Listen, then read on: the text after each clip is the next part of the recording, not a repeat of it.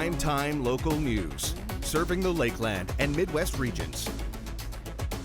Happy Wildlife Day, everybody. It's World Wildlife Day today, and I'm sure the wildlife in Canada are enjoying unusually warm temperatures for this time of the year. Josh Ryan, Abby St. John, another evening of news, weather, sports, and more. And as we're into that first week of school, but a lot of other things on the go in the border city right away. Yeah, definitely different types of, events going on, anniversaries, all that kind of stuff. The Terry Fox Run is coming up. That's a big nationwide event. So that's awesome coming up. September is looking to be a pretty busy month, which is good. Yeah, whether you're in a work capacity or a pleasure capacity, there's plenty to be had here in September. For now, though, let's go back to Eric Bay. He was on location earlier. Thanks, guys. Well, today we are back out here in Vermilion, and now a few months ago we were talking with Good Life as they were putting on their Canada Day celebrations, and today we are here for another Good Life event coming up this weekend, Art in the Park. So coming up here throughout the show, we're going to talk a little bit about Good Life, what they do here in the community, getting people out involved and active in all these different fun activities, as well as what you do have to look forward to specifically with Art in the Park. There's tons of different stuff to check out, whether you are an artist or not. So we'll have a bit more coming up. But now we'll go back into the studio. Thanks, Eric. Well, for the past year, people struggling and recovering from drug addictions have had a new place to call home. Residents in recovery earlier today, they all celebrated their 1-year anniversary. Our Jasmine King has the details.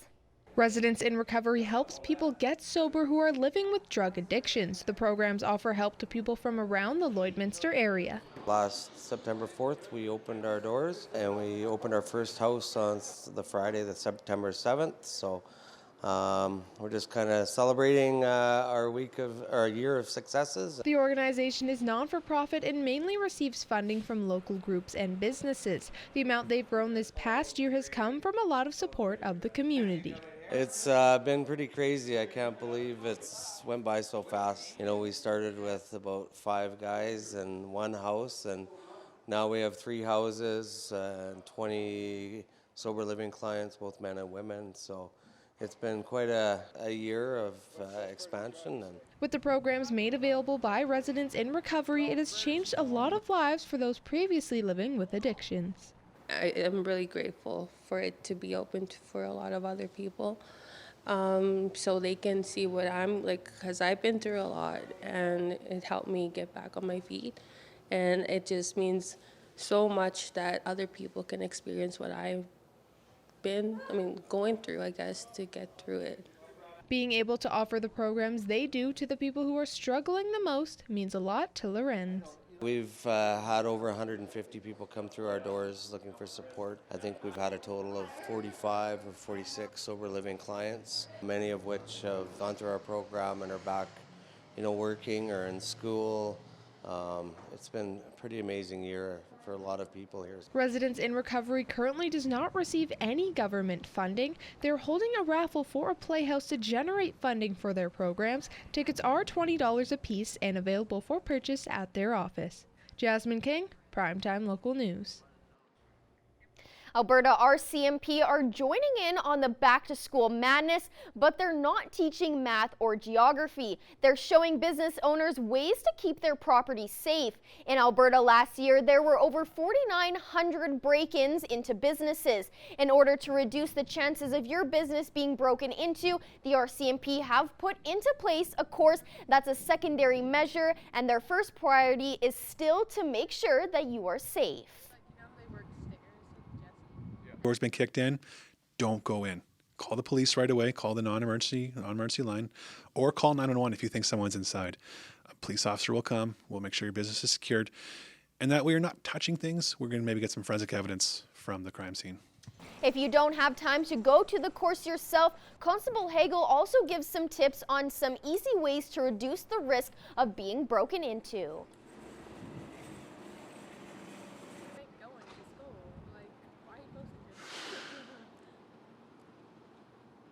Is better sometimes. Big lights. Make sure your exterior lights on. Make sure your entrances and exits are well lit. Bad guys don't like light. Bad guys like to work in darkness. So but the better lit it is, the more safe your business is going to be. Business owners can also direct message photos to Alberta RCMP for advice on how to make their business safer.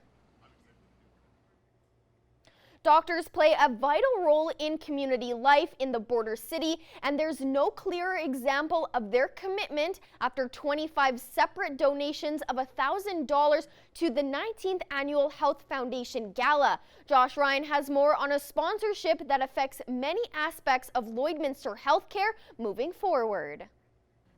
In their efforts to hit fundraising goals for an expanded dialysis unit, the Health Foundation received a gigantic boost thanks to local physicians. There's a really, really good core nucleus of doctors in our community right now. They're good people, they're community-minded, and they've been looking for a way to get involved for a while. So it's significant. It symbolizes just the connection between the physicians and the community, and we're really happy about it. There's been talk about getting more involved in community activities, and the Lloydminster Regional Health Foundation is an organization that is something that we would like to support. The $25,000 will go directly towards the $1.5 million needed to enhance the dialysis unit, but will ultimately help other areas of need as well. Will definitely facilitate that process of giving us more beds in the hospital for inpatient care. And if we can expand the number of beds that we have in the community for hemodialysis, which is an absolutely essential service, that would be great as well. Yeah, that'll add 4 more dialysis stations, so we'll go from 5 to 9 here. Way more space, modern setup. Eventually, Dr. Govender would love to see a dedicated pediatric unit come to fruition. The average age is amongst the lower average age in terms of our population in the country. That means that we have lots of pediatric patients in our community. For now, in a tough economy, this donation comes at the perfect time. Times are tougher around Lloydminster. It's huge for the doctors to step up and say, hey, we're here for healthcare. And hopefully inspire people to contribute as well. Josh Ryan, Primetime Local News. Over the past couple of days, a group of photos of seniors giving students advice has gone viral, and one teacher at Father Gorman School is using these photos in her lesson. In the first Beyond the Classroom of this school year, we take a look at how these photos are being used in the classroom.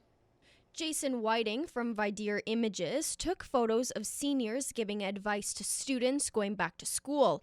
Not only did these photos go viral, they are now being used in a grade 6 class at Father Gorman School. When you can take that from the social media world and bring it into a classroom setting and actually put it in front of students and have them recognize and see these words of advice and reciprocate some messages, that for me is pretty cool, and I'm excited that this is taking place. Paige Falkirth decided to implement these photos in her lesson on growing up because the words were so simple yet powerful, and she wanted her students to see these messages. People in their community who they don't even know are rooting for them to have an awesome school year. And to have an awesome school year, you truly just need to receive kindness and give kindness, which I think is so important. Our very first unit is all about growing up.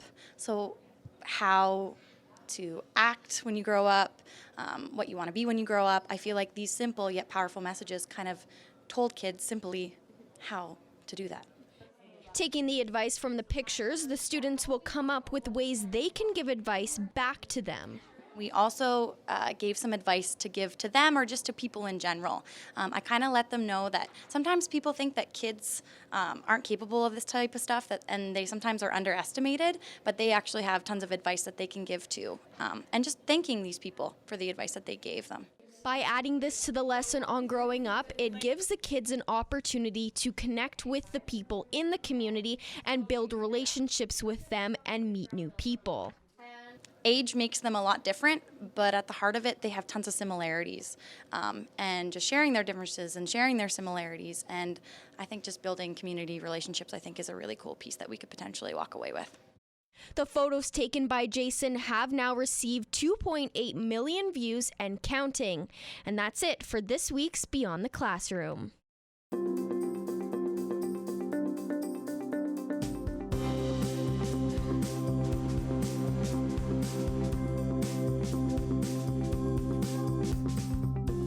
Now we're going to Eric Bay, who was on location today. Once again, we are back here in Vermilion, and today we are taking a look at what will be going on here this weekend as we are talking art in the park. And now Josh Anderson joins me now, and there's tons of stuff for people to look forward to, as there are the classes as well as some competition as well. So can you tell us about those? Oh, you betcha. So when it comes to the competition, we're going to have some individuals in the community submitting one of their best favorite art pieces, and we're going to have the general public vote on their favorite art piece, and one with the most votes is actually going to win $250 first prize. When it comes to the art classes, we have the Mimosa masterpieces, and we also have the Cab Sav and Canvas. So you can enjoy a nice cold beverage, either champagne or wine, while doing a piece of artwork. While we have our local talented artists with the community, we'll go step by step on how to do a piece of artwork from start to finish.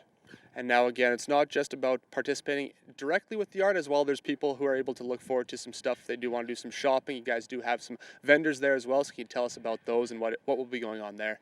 Oh yeah, we'll have some artisan vendors here selling some handcrafted products. We'll have products from artistic items to some bracelets to pottery to some paintings and so forth. All right, perfect. Thank you for this. We're going to have some more from back here again, talking art in the park and all that you can look forward to here this weekend going on in Vermilion. But before we do get to that, we're going to send it back into the studio. Thanks very much, eBay. 22 degrees with a fair amount of sunlight still over top the border city. A little bit more cloud cover as predicted through this evening, and that will continue, but we're expecting more sunlight again on Thursday before heavy cloud cover, a low pressure system, maybe some rain will come in on the weekend. Your records 31 and -1 from 2013 and the latter from 1985. There really was a Cold War, I guess, back in the 80s. East-northeast winds coming at about 7-8 kilometers per hour. That should continue again over the next hour. Your satellite and radar here showing a large amount of clouds coming through the Lakeland region as well, so maybe an outside chance of some precipitation there. Certainly a little less sunlight. Largely clear, though, again in the Midwest. Edmonton experiencing some heavy cloud at the moment as well. No watches and warnings to speak of, and a few other current temperatures to look at here. 23 in Cold Lake, 21 in Meadow Lake, North Battleford at 20, Isle La Crosse 17 degrees, 24 in Provost, Edmonton starting to experience some precipitation there, 18 in Saskatoon, and plenty of cloud once again in that region. Your 3-day forecast, Thursday 21 with a low of 12, again largely sunny skies, though the wind will pick up a little bit out of the northwest. 21 and 8 on Friday, and again that's when you start to see heavy cloud cover forming. East-southeast will be the direction of the wind before shifting to the southwest on Saturday. Again, 21 degrees Friday, 22 Saturday, definitely above the seasonal average.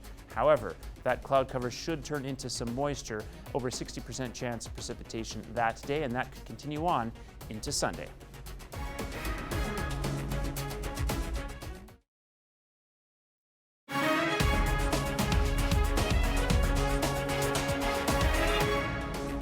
Welcome back. Well, it was cooler than normal all across Saskatchewan this summer, but especially in the northern part of the province and especially over the last month. Environment Canada says the province was 1 degree cooler than normal from June through August, but that drops to 2 degrees cooler in the north. The federal agency also found the summer fell further below average as it went along with August falling short of normal by 2 degrees. And now we're going to take a look at your egg prices.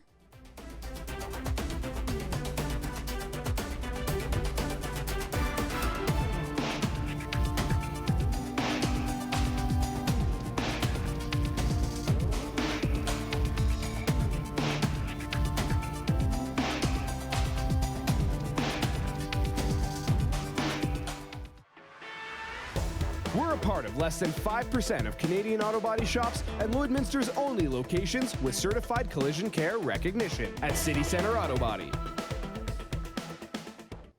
The crosstown rivalry is set to take off this week. The Lloyd Comp Barons will host the Holy Rosary Raiders this Friday. Each team has catalyst players that could push their squad to victory. Our Evan Kenny reports. Get it, dog! Yeah! Congratulations, Barons! The last time these two teams met. This is the game all the players get up for. but it's up to head coach Vince Oreo to keep their minds in check. We've done this so many times, it's hard not to get excited about it. We got to be calm, we got to be cool, we got to be collected, and the emotions in this game are huge. We've seen in the past where turnovers make a difference, and that's all because the kid can't handle their emotions. On the other side of the ball, the Barons are looking to bounce back to their winning ways. This past weekend, the Barons took on the 4th-ranked Salisbury Sabres. The Barons took their first loss since the 2017 Tier 2 provincial final. You have to see a taste of it if you want to get there. So, as they say, iron sharpens iron, and I think we definitely took the loss, but I think we learned our lessons too. Harper added the team needs to bring a quicker start to the next game. This starts with star quarterback Anton Amundred. You got to bring your best effort. Like, if you're down by a touchdown, the game's not over. You got 4 quarters to play. Just stay in it. Amundred is being recognized for those best efforts. The star QB was selected to play on the U18 Alberta team the last 2 years. As well, he has been selected for Team Canada at the Junior Nationals. I mean, he's probably arguably the best high school quarterback in the country. That's a reality. I've never seen a high school quarterback quite like that. The pocket passing quarterback has different weapons he can pull out of his tool bag. The Raiders' answer for that? Clay Vetter, a grade 11 student and teammate of Amundred on the U18 team. He's a stud. Like, he can get things done on the inside. We rely on him both sides of the ball. He gained a lot of valuable experience on the U18 this summer, and we're going to look to him to lead us on offense. Vetter is an offensive guard and defensive tackle. Vetter says his quick feet and leg strength are going to be keys for him getting to the quarterback and protecting his own. The All-Star players and their teams will do battle on the field behind me this upcoming Friday. Heading into the bout, the Lloyd Comp Barons are ranked #1 for Tier 2 in Alberta. Evan Kenny, Primetime Local Sports. And now we're going to Eric Bay, who is on location today. Once again, we are back here in Vermilion, and today we are taking a look at Art in the Park happening here at Heritage Park this weekend, and Josh Anderson joins me once again. And now it's not just about the art, as we see the oven behind me, as there'll also be some food provided as well. So can you tell us what we can look forward to there? Oh, you betcha. So around 11 till 1, we're going to have a free lunch, and then shortly after that, we're going to have some cinnamon buns, courtesy cooked into our community oven here behind us, all in compliments of Inner Pipeline. Every year they sponsor this event, so thank you very much to Inner Pipeline. And now again, tons of stuff to look forward to, as we've mentioned. So what's kind of the importance, or what kind of brought this on and made you guys want to put on something like this, getting art, getting outdoors as well here in the park? Well, Good Life is the promotion of the community, and one of our big slogans is a learning experience. So hopefully out of this situation or this event that you could learn something out of it and apply it to your daily living. And now if people do want to either sign up, if that's still a possibility for classes, or if they just want to come out and check it out, whether that be, checking out the vendors or maybe getting some cinnamon buns, how can they do so? I'm sure that once you arrive, you can definitely sign up for some of those art classes. As the vendors go, maybe we can bend some rules a little bit, but I'm sure if you get here, enjoy the day, I'm sure we can do something.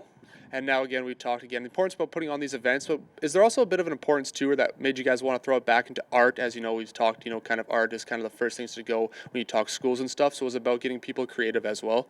Oh, you betcha. Again, it's all about the learning experience. We want everybody to get something out of this day and hopefully, again, apply to everything in their lives. All right, perfect. Thank you for this. We're going to have some more from back here at Heritage Park as we continue to talk Art in the Park, which will be happening here on Saturday in Vermilion. But before we do get to that and continue our conversation throughout the show, we're going to head back into the studio.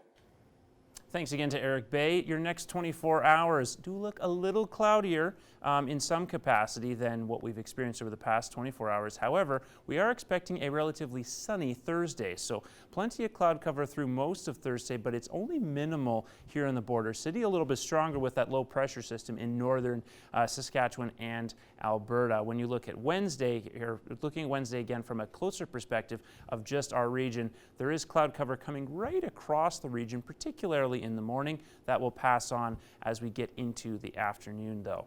Your next 24 hours in terms of temperatures, as usual, a fairly steep drop around 10 p.m., but only into the low teens overnight. So a very warm evening expected, only getting down to 12 degrees by early morning, then right back up into the late teens by the end of the evening there.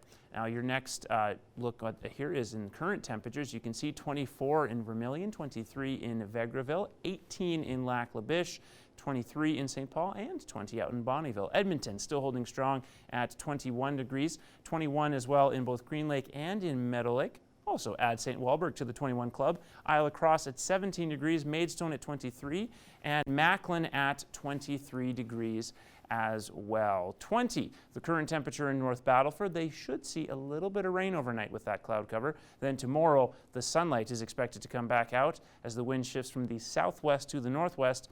A high of 22 degrees expected there. 23 with a low of 11 in Cold Lake. Again, chance of rain overnight, but a warm afternoon expected on Thursday. 21 degrees with wind coming out of the west-northwest at around 15 kilometers per hour. In the border city, we have a little bit of cloud cover now. Over the past 30 minutes, that's been creeping up on us. A low of 12 overnight with some cloud cover again, but largely a sunny afternoon expected. Again, wind coming out of the northwest is going to pick up overnight and will get up to at least 18 or 19 kilometers, maybe some gusts in the 20s, but hopefully nothing that we experienced a week ago when we had those 45-kilometer gusts. Your school day forecast, 12 by 8 a.m., around 15 at recess, 2 degrees warmer at lunch, and then school's out right in time for the peak of the warm afternoon. Then 21, it will be, in fact, your high for the day. A low of 12 overnight, then 21 on Friday with a low of 8, 22 degrees Saturday with a strong chance of rain there. Even stronger chance of rain on Sunday as the temperature drops down to 18 degrees. Then a couple of cool days expected to finish off your 7-day forecast. 14 on Monday, 11 degrees on Tuesday, and with an outside chance of rain, 13 degrees on Wednesday. That's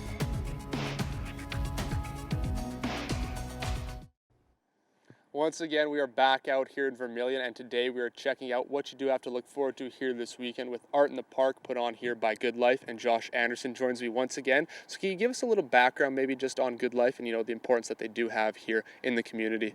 Well, the Good Life Institute is really important in the community. We try to promote the business throughout the community. We try to get the community involved and try to make it a learning experience in everything we do. And now again, you guys have tons of events you did mention here coming up. We got Art in the Park that we've been talking, but you also do have some stuff moving on into winter, so can you tell us what people do have to look forward to here? You betcha. So up and coming, we have Savor the Event in November. So you can come down to the regional center in Vermilion, enjoy some different types of liquor to the culinary arts. We have some very talented chefs throughout the community cooking up a storm. It tastes really delicious. All right, perfect. And now once again, putting the focus back onto this weekend with Art in the Park, tons of different stuff for people to do, whether that be participating or checking out the vendors and stuff like that. So can you talk maybe the classes and that competition again? So again, with the classes, we offer the Mimosa masterpieces and also Cab Sav and canvas. So you can enjoy a glass of wine or some champagne and then learn how to do some paintings on canvas. Compliments of our local talented artists here. Besides that, we also have a competition for $250. So local individuals will have a chance to win $250 by submitting their best favorite artistic piece, and then the general public will vote on that, and whoever's had the most votes will win $250. And now with that competition, those pieces, does it really matter? Can it be paintings or a little bit of everything, sculpture, painting, whatever they prefer? Typically it's a painting every year, you betcha. All right, thank you for this once again. We are going to have some more from back here again, talking Art in the Park this weekend, as well as Good Life here in the community. But before we do get to that, we are going to head back into the studio.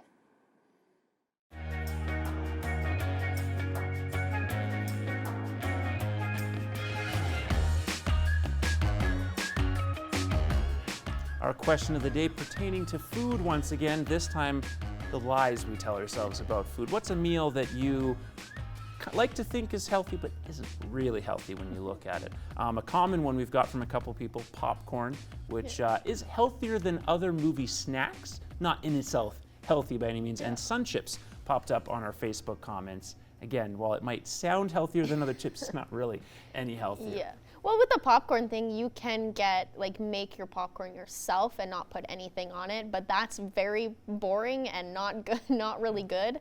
So you want to add that butter, salt. I normally don't lie to myself. I eat pretty unhealthy most of the time, so I'm not really one to think, oh yeah, this is healthy when it really isn't. I'm like, yeah, it's not healthy. probably a good attitude to have, at least in terms of being honest with yourself about food. And again, that's not to say you can't enjoy things that aren't healthy. Exactly. Right. But there are some foods we, for whatever reason, kind of arbitrarily like to put in that category. Yeah, exactly. Like even going to get a salad from McDonald's or Wendy's and stuff, yeah, okay, it's healthier than what you could normally get from those restaurants, but is it super healthy opposed to making your own salad? Maybe not. And Caesar salad, obviously, a perfect example of that, depending on how much dressing you throw on. It could be a relatively healthy meal, or it could be more unhealthy than everything else you're eating if you love to dab on that sauce heavily. I'm sure that's something animals don't do, because I don't think they deal with Caesar salad very well. Pet of the day on your way, and Bella is up first. Just an adorable little cat. Looks very fluffy, just lounging around in her little castle. Yeah, cats do love those scratch castles. Mecca is next. I love the little rolling around in the grass. I love when dogs do that. It's just so cute, and obviously enjoying the outdoors. A little more annoying when cats do it because they get super dirty. Next up here, we have Chester. Boy, that's an English name. Yes, gorgeous dog, and gorgeous photo too with the sun on the sunset on him as well. Tex is next. Very beautiful white dog, super adorable. And we will end it with Piper. Just a little precious angel, super cute. And remember, you need the name and the picture to get that gift card. We want to see your pets. Send photos of your pet and their name to our Facebook, Twitter, or Instagram to have them featured on Pet of the Day. Your name will be entered into a weekly draw for a gift certificate from the Pet Pad. Jennifer is joining us today, and Jennifer is a licensed member service officer from Synergy Credit Union. Welcome, Jennifer. Thank you for taking time to talk to us today. You're welcome. Good to be here. Let's talk about this time working with elderly parents. Now, this is a concern for a lot of people, especially right now. How do you approach the conversation when you're dealing with elderly parents? Well, just having the conversation is key, and it's not always easy to bring up. Making your children a part of your team is a huge benefit. That way, if there is ever a need for the child to advocate for the parent, they are sure what their wishes would be combined with a clear understanding of the parent's financial picture. Okay. If a parent would want the child to be able to make financial decisions on their behalf, then they should consider a power of attorney. Okay. What is the one thing that you should look at first? Well, if your parents are open to the idea, take a close look at their income and expenses to make sure you know how they're funding their lifestyle and whether or not it's sustainable. If your involvement in their financial affairs is due to a physical or mental impairment that could result in higher medical or care costs, then it's important to get a sense of what those future costs could be and how to fund them. So there are some decisions to make, such as if care in the home or in a care facility is preferable.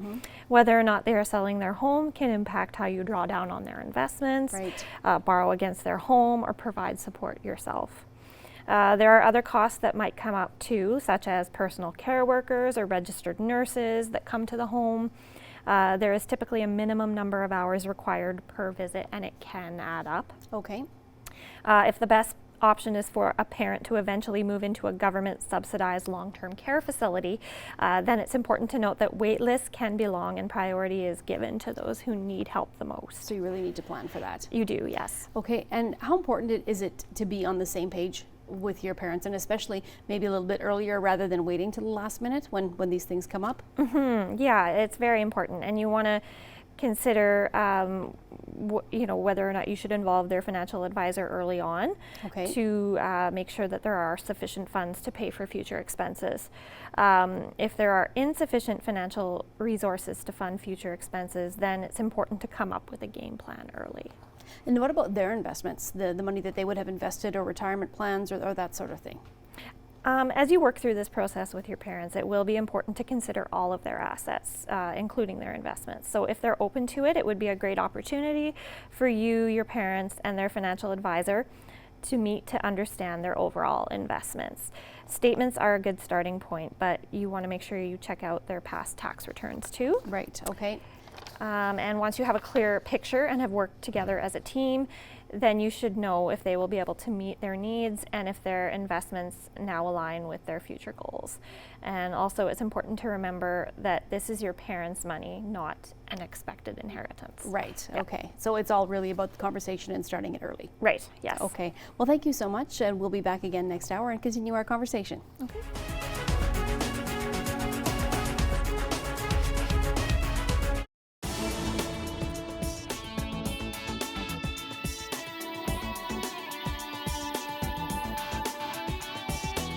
Hey, it's Justin Marshall from Cool 101.3 right here in Bonnyville and Boom 95.3 in Cold Lake. And here's what's happening around the Lakeland. Well, coming up tomorrow from 4 to 8 right here in the Field House, this place is going to be bustling with so many community groups, not-for-profits. It's the community registration night, a one-stop shop for everything. If you're new to town, this is perfect for you. Susie, too, marketing coordinator, joins me now. Why do you love this event?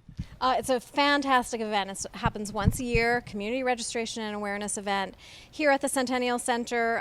It's a great way for families, individuals, parents to find out what the area has to offer. Sports, nonprofits, any kind of service club you could think of is going to be here. We have over 65 booths, so there's going to be a lot of stuff going on down there, a lot of great ways to find out what you can do to stay active and engaged all year long.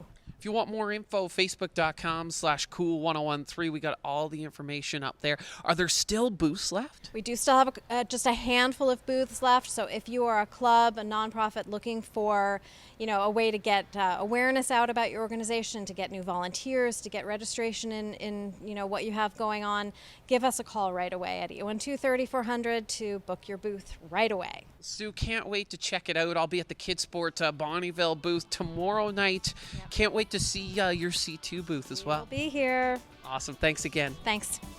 And if you have an event you would like to feature on What's Happening, shoot me an email, jmarshall@stingray.com.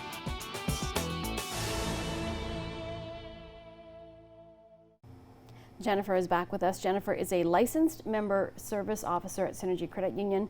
Jennifer, we're talking again about working with elderly parents. And one thing that we wanted to discuss is how do you help your parents with the finance and estate planning? Well, you'll want to make sure that their power of attorney and their will are both up to date.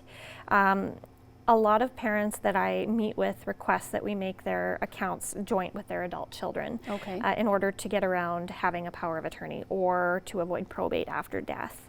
However, it's not something that we would advise. The best thing that you can do is make sure that your power of attorney and your will are both up to date, and that both your power of attorney and your executor knows where it, along with other important things such as your safety deposit box keys, are located.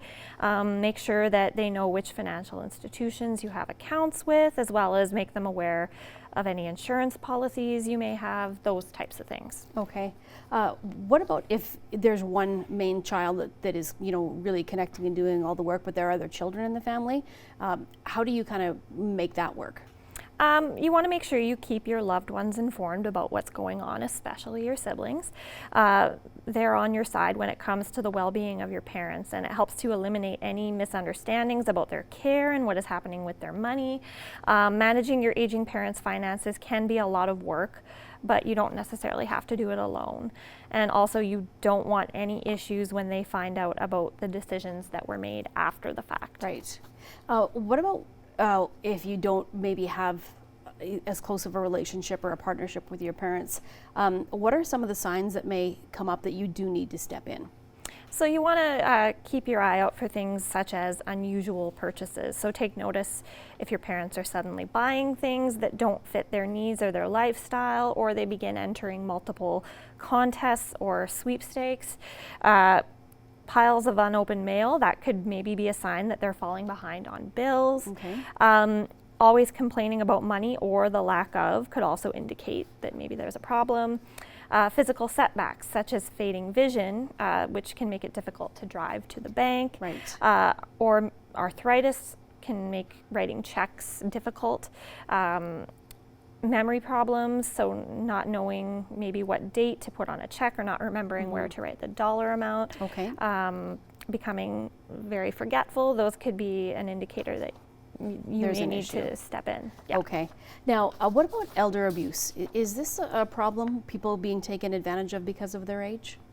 Yes, unfortunately it is, and something you want to make sure you keep your eye out for are things such as family members or maybe friends requesting an early inheritance. So, for example, adult children, grandchildren, niece or nephew, who may feel they are entitled to the funds since they will receive them eventually, and they might think, I have a particular need now, so they try to rush the process and get the cash.